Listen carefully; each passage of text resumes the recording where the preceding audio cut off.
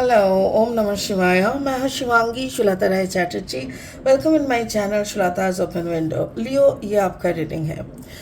आपको पता है कि मैं स्पिरिट के गाइडेंस के बिना कुछ नहीं करती, तो स्पिरिट इतने दिनों के लिए मुझे मम बना के रख दिया था, कुछ मत बोलो ऐसा। Now I am coming with a new idea, वो भी स्पिरिट का ही कहने से, कि आपके लिए है 1 से 10 तारीख 1 दिसंबर 2023 से लेके 10 दिसंबर 2023 तक की एनर्जी के ऊपर ये रीडिंग होगी।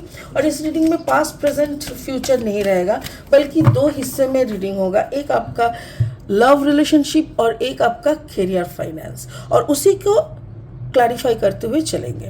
तो चलिए देख लेते हैं दिसंबर महीने का 1 से 10 के बीच लियो आपके लिए क्या आ रहा है। लियो बाबा पॉइज, ये सेम कार्ड आया था एरीज को भी, इन द सेम पोजीशन।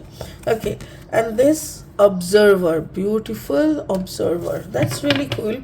देखो, मुझे ऐसा लग रहा है कि ये जो पॉइज कार्ड है, ये आपका कोई जगह पे फंस जाना, रिश्ता या कहीं पे एक जगह पे आप फंसे हुए हो आपका, और रिश्ते, ये करियर फाइनेंस है, मतलब आप कुछ देख रहे हो, आपका दूरदर्शिता यहाँ पे दिखा रहा है। स्पिरिट का ब्लेसिंग कार्ड बोल रहा है सोल एक्सपेंशन, महाअवतार बाबा जी। ये कार्ड आपके रीडिंग में कैसे मैचिंग होता है, ये हम लास्ट में क्लैरिफाई करेंगे। फिलहाल लेनोर्मन डेक से 2 कार्ड लेंगे रीडिंग को आगे बढ़ाने के लिए। अगर आपका सिंह राशि के जातक हो आप, या तो फिर सिंह लग्न के जातक हो, तो आपका एनर्जी के साथ इस रीडिंग का एनर्जी का कहीं ना कहीं आपको मैचिंग ज़रूर मिलेगा। ठीक है, तो चलिए देख लेते हैं। Leo Leo Leo for the month of December, यह आपका love, my goodness, the same cards are coming, Aries का भी लियो का भी। Okay, and work, career finance में the weave, oh my god, क्या एटीट्यूड है, मतलब you have to carry your attitude regarding your career finance. Fine, चलो और 2 कार्ड लेंगे। अगर आप नए हो मेरी चैनल पे, मुझे सुनते हुए आप एंजॉय कर रहे हो, मेरी कंटेंट आपको यूजफुल एंड हेल्पफुल लगता है, please please please subscribe my channel और बेल आइकन को ज़रूर दबा दीजिएगा। ये वीडियोस उन लोगों तक पहुंचाइए जिनको ऐसी गाइडेंस की ज़रूरत है। और हाँ, जाते जाते एक लाइक ज़रूर दे दीजिएगा। चलिए, the first card is three of sword. अच्छा, 3 of sword and page of sword. Oh my God. Oh my God.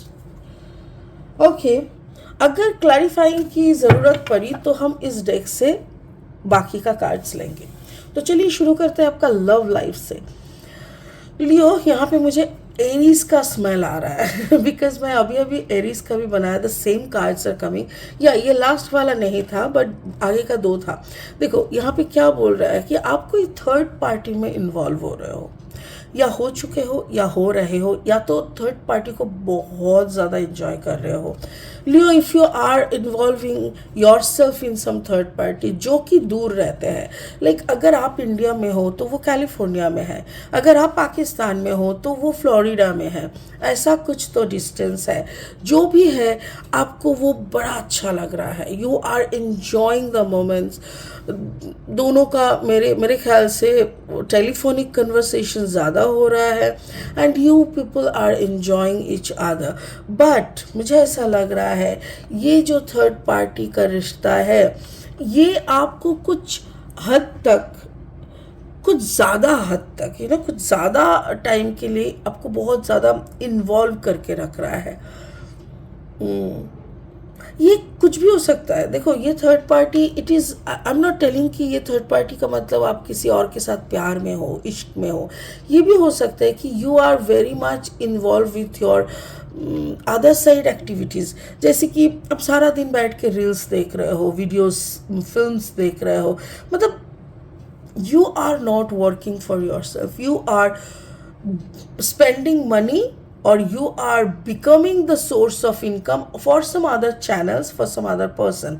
तो वो सब करके आपको किसी और का फ़ायदे के लिए आप अगर जी रहे हो, तो इसमें तो आपका खुद का कोई फ़ायदा नहीं हो रहा है। सो आई एम गेटिंग कि जिस भी सिचुएशन में आप फंसे हुए हो, या जिस सिचुएशन को लेके आप ज़्यादा कॉन्शियस हो, उसमें आपकी खुद की कोई मतलब कोई आगे बढ़ना नहीं हो रहा है, कुछ भी नहीं हो रहा है, यू आर स्टक। चलिए इसको क्लैरिफाई करके देखते हैं कि क्या आ रहा है और क्या करना चाहिए, ऐसे रिश्ते में क्या करना चाहिए नियर फ्यूचर। लियो को ऐसा क्या करना चाहिए जिससे लियो को इस ऐसी सिचुएशन से निकल सके। लियो, just a second. Leo Leo लियो क्या करने से निकल सकेंगे, एक सेकंड। बहुत ज़्यादा हो गया card. I will take one, just a second. Oh फिर भी दो आ रहे हैं। ओ माय गॉड, मतलब एक गाना है ना, ये दोस्ती हम नहीं छोड़ेंगे, ऐसा टाइप का। मुझे ऐसा लग रहा है it can be a friendship. हो सकता है कि आप ज़्यादा से ज़्यादा टाइम अपने दोस्तों के साथ बातें करके या but I am getting heart break बहुत जल्दी। और हार्ट ब्रेक भी ऐसा कि जैसे आपको पता चलेगा कि you were one of them, ऐसा मतलब एक ऐसे इंसान से आप दिल लगी कर बैठे जिनकी ज़िंदगी में पहले से ही 3-4 मौजूद है। सो आप भी एक हो उनमें से, ऐसा। And it is so much insulting, आपका बहुत दर्द होगा सच में। बट मुझे ऐसा लग रहा है अगर आप ऐसा कोई भी सिचुएशन में फंसे हुए हो ना, निकल आओ। बिकॉज जहाँ पे भी फंसे हुए हो, जिस इंसान से भी फंसे हुए हो, may be that person is a Gemini, Libra, Aquarius. बहुत दिमाग है उसका, बहुत ज़्यादा दिमाग। और आप जितना सीरियस नोट पे उनके साथ या जैसे करके, आप शायद मुंह पे बोल नहीं रहे हो कि you are serious, but I am getting कि आप बहुत ज़्यादा सीरियस हो उस रिश्ते को लेके। बट वो इंसान वैसे नहीं है। तो व्हाट कैन हैपन, मैं वो देख लेती हूँ। स्पिरिट का कहना है soul expansion, your consciousness is expanding, you understand the connections between all things. Actually ये हार्ट ब्रेकिंग सिचुएशन शायद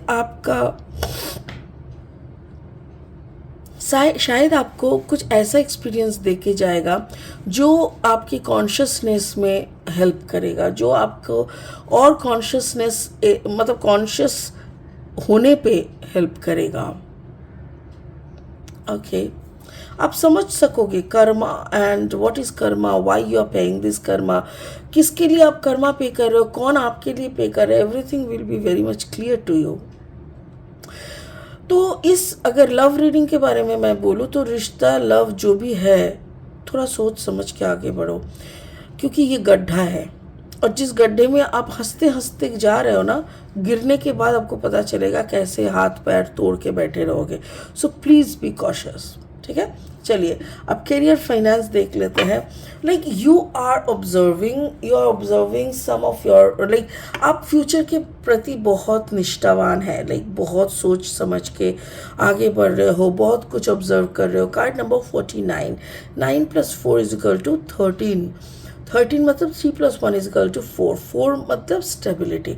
आप अपने स्टेबिलिटी को लेके काफ़ी कॉन्शियस हो, आपको पता है क्या करने से क्या होगा, और उसी के ऊपर आप अपना एटीट्यूड लेके बैठे हुए। Like you with your attitude, with your experience, with your observations, अपना काम काज में बहुत अच्छा हो।